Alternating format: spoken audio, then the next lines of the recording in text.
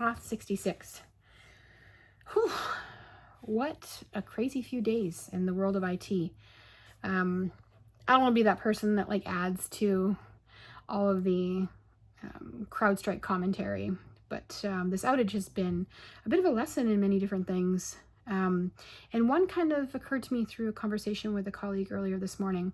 So there's a number that gets floated around at the moment. It's 1%. Only 1% of Windows machines were affected, which means that of Windows machines out there, likely just only 1% of them are using CrowdStrike.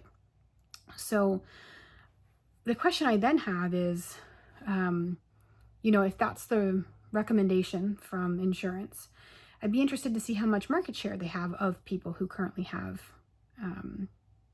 security services using platforms like theirs.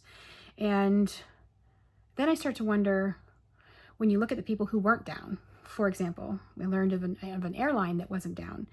And the reason why they weren't down is because they're still using Windows 3.1. I don't know if anyone should pat themselves on the back about that 1% number.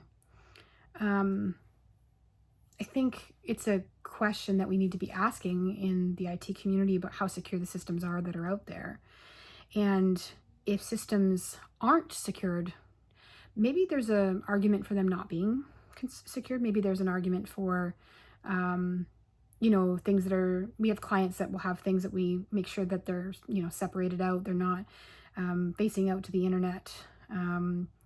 There's a conversation that we could have about that. But it actually might be more scary to think about what that says about what's vulnerable, right? I think that's something that we should be pondering, because it's necessary to have products like that to stop major attacks. And I think, seeing how little was touched was kind of like a question mark. If that's somebody who has a larger part of the market share, especially in federally regulated sectors, what is everybody else doing? Are they not securing their stuff? And if so, then when you look around at the news, if you really want to get scared, you look around at how many hacks happen on a daily basis or on a monthly basis or however large, widespread. And you just imagine there's a lot that you don't hear about too, because a lot of small businesses that get hit that don't make the news. You only really hear about the really big ones. We have to ask ourselves, what is being done in terms of cybersecurity and what kind of data information is flowing out there? I think when I talk to people generationally, there's a different attitude towards privacy and security depending on, when you grew up. People who grew up with social media tend to feel like, well, my privacy's already broken anyway, my stuff's already out there. But I don't know if it's really real, how many different ways people can manipulate your data. And, as an avid user of social media myself, I might be a little bit in that vein sometimes, but I also have all the buzzwords on my computer. I have EDR, I have MDR, I have, all the things that I'm supposed to have in terms of spam, and we do security awareness training. We do all the things that we're supposed to do in terms of that stuff.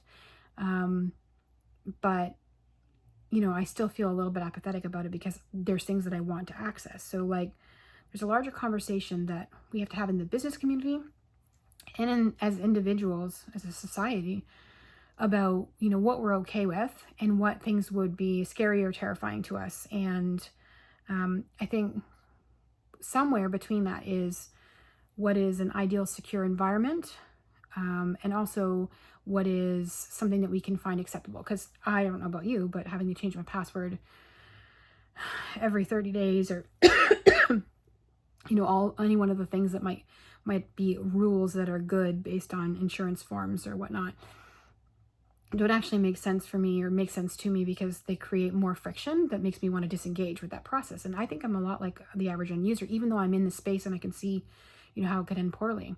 So, there's got to be a larger conversation about where the humanity part meets cybersecurity, because I think the reason why we don't see a lot of adoption is because it becomes too difficult, not just from a cost perspective, but from an adoption and from human behavior and wanting to do our work and do it quickly.